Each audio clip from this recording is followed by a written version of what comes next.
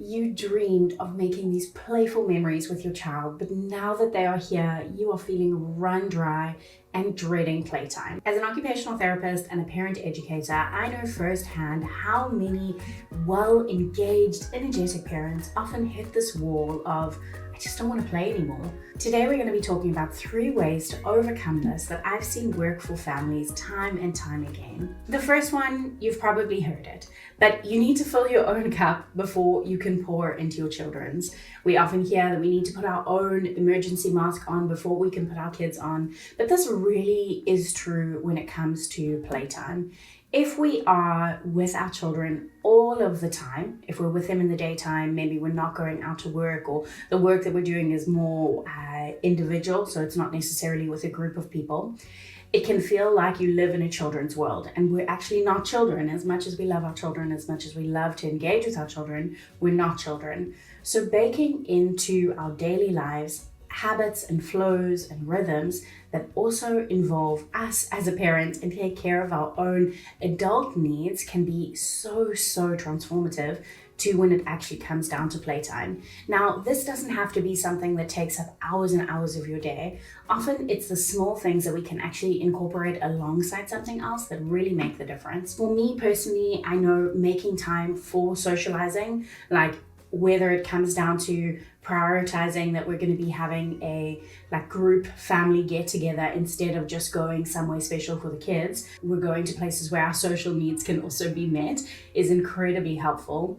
Things like listening to a podcast while cooking or while driving or while doing something else can also just give you that sense of your adult brain being used as well. Exercise is of course another one here. Just having that time to care for our own needs, whether they are emotionally or physically, can really just put us in a better place to not feel exhausted by playtime. The second one is to have a clear daily flow. Now, before we dive into this, I did want to let you know that if you are interested in building a flow that serves every area of your child's development, as well as everything else that needs to be taken care of in your life and your home, I have a free course to offer you. It is called the Whole Brain Child Curriculum, and we walk you through setting up a daily flow in that curriculum, what is best supported by research in terms of what children need to thrive. That is available when you come and join the Playful Pod membership. It opens a couple of times a year, so I'll drop the waitlist link down below. Come and join the waitlist, and when we open, we'll let you know and you can come and join that course as well for free. But let's talk now about daily flow in general. Because children change so often in these early years, it can sometimes feel like we are always having to change, and in that way we don't build for ourselves a kind of rhythm and daily rituals that support everyone's needs. So we can get to this point where we feel like we are always on, like we're always needing to jump around here, fix this, create something new. And when we're like that, we can have this running to-do list always going in our heads and feel also like we're always behind. Obviously, to take care of a home, to take care of children, these things require a lot of micro tasks. So whether it's remembering to defrost something before dinner, or remembering to take the washing from the washer into the dryer, it can be easy to let those little to-do things cloud how we are showing up and how we are being present. So when we build for ourselves a daily flow or a daily ritual, what we essentially do is make sure that those things, the mental work of taking care of those things, is done beforehand. So we're not constantly running that to-do list in our mind instead of being engaged and connected. It also puts things in their place so that when it does come, say, to playtime with your children, that you're able to be there. You're not somewhere else in your mind. And then also, on the other hand, when you are washing the dishes or cleaning the house or talking with a friend, you're able to be there instead of thinking about the playtime that you didn't show up for, or something that you should be doing, or something that you saw on social media that your child absolutely needs you to do for them. Having a clear daily flow and having that balance in our lives just really makes us so much more available to show up when it comes to that playtime and to building those playful memories. And the last one is something that I've seen used in preschools over and over again, and it is such a game changer in the home, especially when it comes to playtime. This is stations of play invitations. And now I know when I said that, you were probably like, every day set up stations, that's never going to work.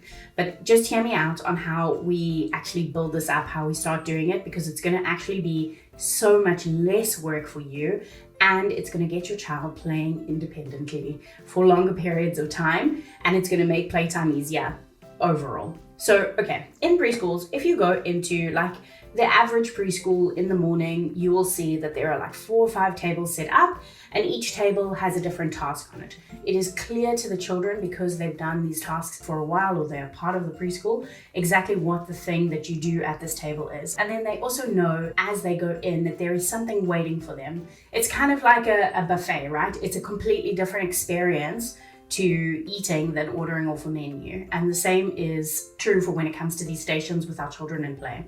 So if in a preschool, your child can walk in the door and know immediately for this hour, not for the entire day, not for anything like that, but for this first time in the morning, we get to choose between magnet tiles, the light table, a drawing table, and a puzzle table. And you'll notice often that within the schools and preschools that are using the system, they rotate those things. So maybe magnets will stay on this table for a week, maybe 2 days, maybe a day, depending on the children, but then it will be replaced by something else. So there's not this feeling of like complete staleness within the stations. The stations are vibrant and new and ever changing. And also the children, how they approach the tables and what's on the table is generally a little bit more open-ended. There's a little bit more creativity, and the dynamic of how they play can change if a different child is joining. So it doesn't feel every time like the same thing. Now, this principle can easily be applied to houses as well. If you think about your time where showing up and playing next to your children is the hardest. Now, I know for many people, this is going to be the morning that like your child, we went through this phase of like 5 a.m. wake ups. But for other people, it's going to be the afternoon where you're just feeling like you just want to like fall asleep on the couch. And instead your child kind of needs you to be there and engaged. Now, we're not saying that there and engaged, it won't happen, but it kind of works out a lot easier when we're using these stations. So what I want you to think about is in that time, and if you have like a shelf system or something like that, you can definitely incorporate this into it as one of the stations, or rotating the things that are on the shelf to be used as stations as well. But I want you to think about like setting up 3 things that could be used for your child or children to rotate through during that time. So it can be, again, as simple as like you put out one of those like burp cloths or something. It doesn't have to be something fancy. Just put out some kind of cloth and magnets, so that this spot over here says we play magnets. Over here, we're going to put some dolls and some spoons and little bowls. So this is a different spot. Something different happens here. And then over here, maybe we're going to have some paper and markers or something like that. Or if your child is younger and paper and markers is something that you need to be super involved with, maybe you want to get them one of those whiteboards where they can draw and then like swipe the thing and it swipes off the picture. But you're going to have these 2 to 3 things that you set up in that time, and you are going to invite your child to go through them. Now, of course, your child might go into the doll area and decide that she wants to take the doll to do drawing with her, and then the doll is going to be in the magnet house, and what you've just done is created a really powerful play experience. It doesn't necessarily mean that it has to be this like super structured thing, only this is here, only that is there, only this is there. But you've created for them something, a play environment that has sparked I can be involved here. Like instead of saying, no, I'm bored, mommy play for me, mommy build the puzzle for me, mommy do this for me, they've actually been able to engage themselves. Now, I know this sounds like, okay, I'm going to try it, it's not going to work. I want you to keep these things really simple, and I want you to try it. I want you to try put up 2 to 3 little stations during that time. Try it out, and I want you to come and let me know, because I've done this, like walked parents and coached parents through using these stations so many times, and we've seen such dramatic changes in the children's ability to play independently, and I know that that can happen for you. So come and comment down below how this is working out for your family, and if you're interested in everything independent play, I'm sharing in the video that is on your screen now one of my easiest and quickest tips for facilitating independent play that I've never heard anyone else talk about. So you can find that on your screen now. I'll see you over there.